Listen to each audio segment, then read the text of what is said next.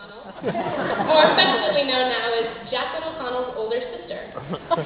It's a really big deal for me to be up here today. I mean, ever since I was a little girl, I used to run home from Mr. Jackson Elementary School and get all dolled up and stand in front of my mirror and practice giving the 2009 centennial graduation speech. That's obviously a lie. Because for the longest time, I actually thought I would be delivering this speech in May of 2008, my original date of graduation. Again, for those of you guys who don't recognize me, I apologize. Really, it's not you, it's me. By far, the things I've heard most often this year are, wait, didn't you graduate last year? Or, what are you still doing here? And to be honest, I've asked myself that many times. But I started out just like you guys, just like any other freshman, until life threw me this thing called a curveball.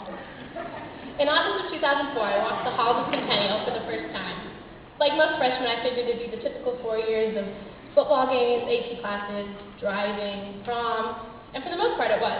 I was having fun and working to become a well-rounded student any college would be glad to accept.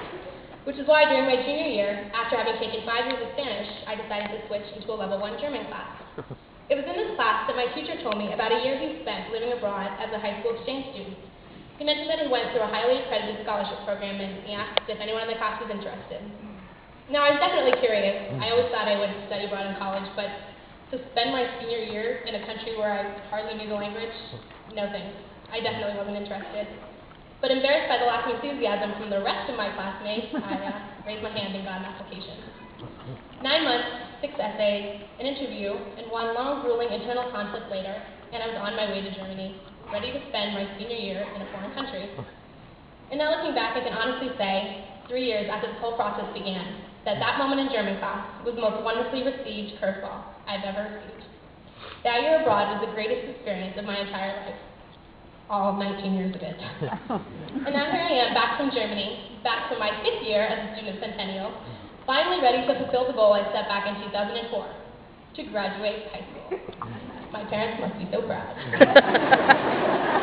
You know, students, I feel like we're constantly pushed towards planning every aspect of our lives.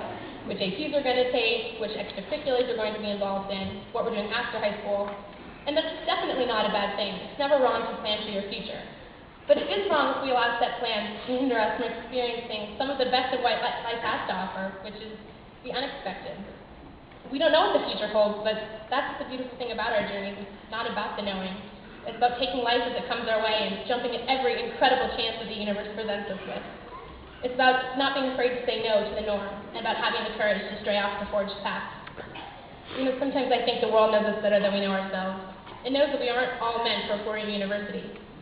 Some of us are meant to be where the action is, and some of us are meant to be getting our hands dirty, which is why some of us will be joining the armed services next year in order to defend our country.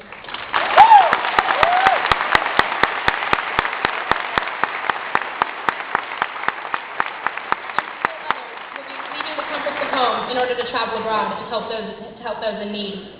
And some of us will be joining the workforce to do things that I will never know how to do. And that's amazing. That's what life's all about. It's about finding what works best for you and about running through that door with the utmost conviction and passion. We've all heard of carpe diem and seizing the day, but seizing opportunities, no matter how improbable or scary they may be, that's what the journey is all about. Don't worry if your plans are not the way you expect them to. Just trust that the universe is unfolding around you as it should. No matter what you believe, I think it's safe to say that life is not just a series of meaningless accidents and coincidences, but rather many beautiful moments and circumstances that culminate into with a sublime tapestry that is our lives. And I think even though we know that this tapestry is going to be beautiful to look at once we're done, we know that it's what we put into it that makes the final product that much more amazing. C.P. Cafferty, a Greek poet, says it best, I think, in his poem entitled Ithaca. He writes, "When you start on your journey to Ithaca, then pray that the road is long, full of adventure, and full of knowledge. Always keep Ithaca fixed in your mind. To arrive there is your ultimate goal. But do not hurry the voyage at all. It is better to let it last for long years, and even to anchor at the isle when you are old, rich with all that you have gained on the way, not expecting that Ithaca will offer you riches.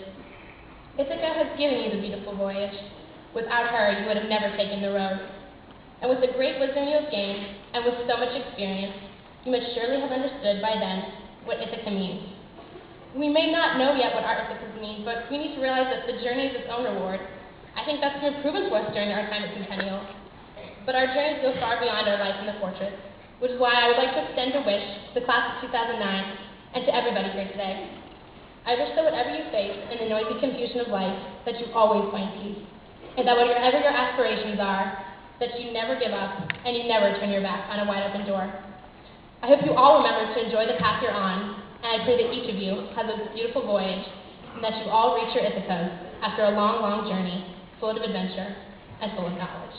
As a wise high schooler once said, it's not about how fast I get there. It's not about what's waiting on the other side. It's the climb. Thanks so much for